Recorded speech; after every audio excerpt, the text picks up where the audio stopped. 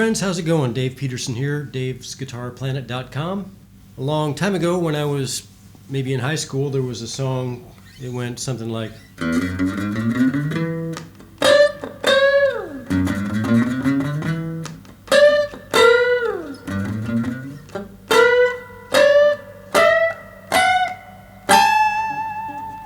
It was called Green-Eyed Lady, and that's a very, very rough approximation. But it featured the lick that we're going to take a look at today. It's very simple. It's just like that on the G and B string, and like that on the B and top E string. So what you're doing is stretching to a unison. Unison means when you have two notes that are exactly the same. For example, this is an E note, and this note on the B string, the 5th fret of the B string, it's exactly the same note. If I play them together, that's a unison. This is not a unison if I play this E note and the top E. That's an octave, one octave apart, or this is an octave. You're going to need probably a solid body guitar or a guitar with skinny strings, like these are a 10 thousandths of an inch on top, and with maybe a 46 on the bottom. I think these are Ernie balls, but Diodarios are just as good, I find. This note on the 12th fret of the B string, I'm playing it with my first finger. I'm stretching with my 3rd finger on the 14th fret of the G string. This is an A note. I'm going to stretch it up to that note, a B note. So this B and that B are the same. That's a unison. So I'm going to stretch this one up to that. You might have heard this before. You might already know it. It's kind of a fun thing. It gives a very sharp sound. And you can add a vibrato to it. Again, I'm helping with my 2nd finger push behind the 3rd finger. Give more strength there. Okay, we got this one. It's another lick that we call oblique motion, where one note's not changing, the other one is changing.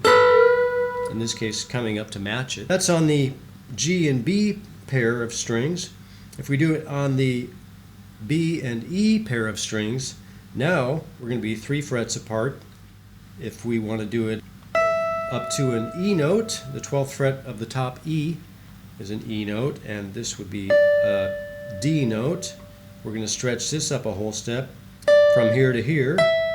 So that note, 5 frets apart, is a unison.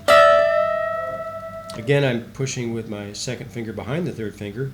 I don't use the little finger. I guess you could try that if you want to, but most of the time when we play rock and blues, we don't use the little finger that much. It's not too strong. So, and if you're playing like I was just doing in the key of E to an old backing track to Bruce Springsteen, Pink Cadillac, I think the guitar part goes.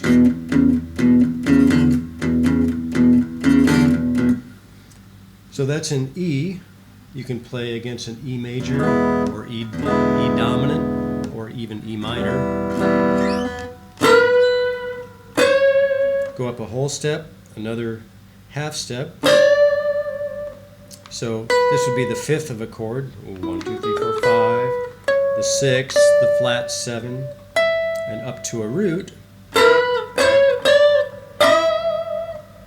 Put some vibrato in there on the 3rd finger.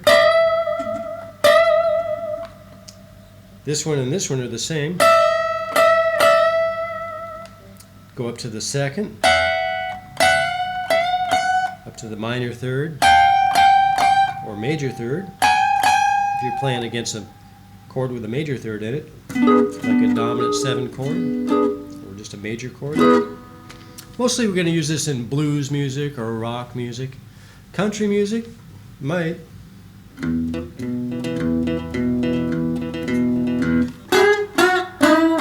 Probably not so much in country music. Let's play along with my Springsteen backing track for a second. I'll play it and then you try to play it. We're going to be up here on the 12th fret, 1st finger, 14th fret G string 3rd finger. First finger's on the B string. I'll start there. I'll go up, whole step, half step, up to the top pair. This time 15th fret, 1st finger.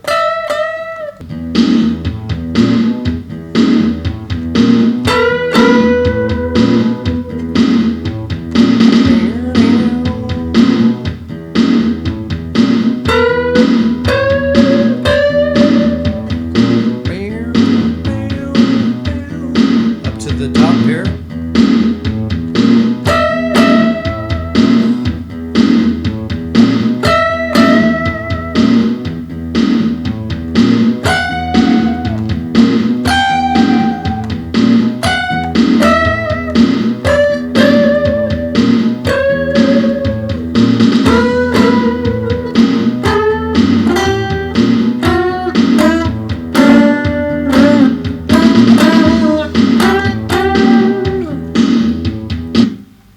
So just move it around. You can go where the scale notes are. In that case, I was walking down the notes of a minor scale, I think, maybe a Dorian scale. Okay, I'll see you next time. Bye-bye.